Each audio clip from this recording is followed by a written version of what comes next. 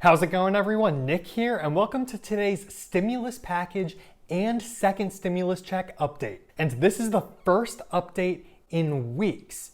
No, months. That's actually great news. Yesterday, there were reports of a group in the House that's bipartisan to actually propose a $1.5 trillion stimulus package. Now, this is huge news as Congress comes back from recess, and this could actually bridge the gap between the Republicans' low $1 trillion and the Democrats' low $2 trillion numbers for their proposed stimulus packages. This $1.5 trillion shows that Democrats and Republicans on both sides actually want to make this deal work. So in this video, I'm going to go over this $1.5 trillion stimulus package proposal, and just as a heads up, it does include a second stimulus check. So I won't give you the huge history on the background of the past few months. I'll let you go look at some of my past videos for that, but all you need to know is that Republicans and Democrats in the Senate and House have not come to an agreement on any type of stimulus package yet.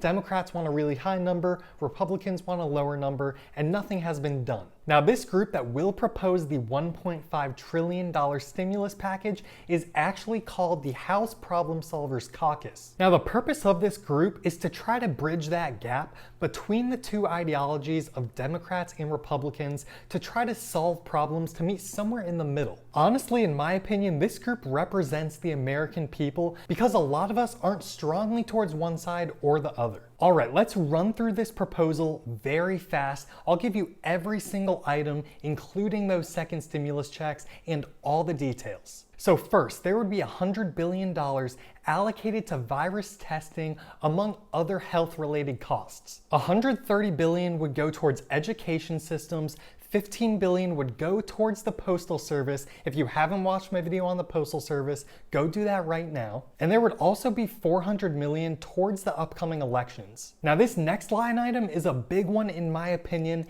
and that includes $25 billion for mortgage and rental assistance. This is definitely a big problem with people not being able to pay their rent or mortgages, and this money will hopefully help secure people's living situations. So this bill also calls for $500 billion towards local and state governments. Now, I can tell you right now, Republicans will not be happy with this. They argue that state and local governments should not be bailed out by the federal government, and Democrats really think the opposite. They think the federal government should be able to bail any city out regardless of what problems they cause. I think if there was one reason that this proposal would not even get looked at by Republicans, it's this point right here. Just think, you could take that $500 billion for state and local governments and throw it into a stimulus check fund or throw it into an unemployment fund, something that goes directly to people that are hurting. Now, this bill also calls for unemployment benefit boosts. Let me read this to you so I don't get any of the details wrong.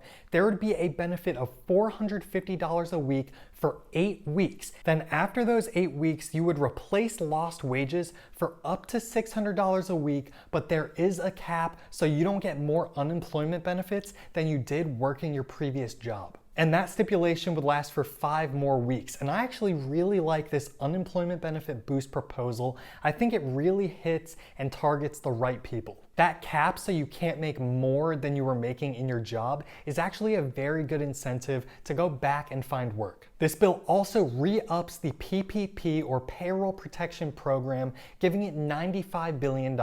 Now, last but not least is the second stimulus check that was included in this $1.5 trillion stimulus package proposal. And this will be a $1,200 second stimulus check in addition to $500 per dependent. Now, those dependents would include children and adult dependents, so it will not only be children like the first time around. So those are all of the big line items for this new $1.5 trillion stimulus package proposal. I personally don't think this exact bill will be passed, but we did see Congress this week come out and actually say that they will not go back on recess, they will not leave until a COVID-related relief bill is passed. So that is some really great news. Definitely stay tuned, subscribe with those alert bells on, like this video, and I'll be sure to bring you more updates as they come through. Thanks for watching, and I'll see you next time.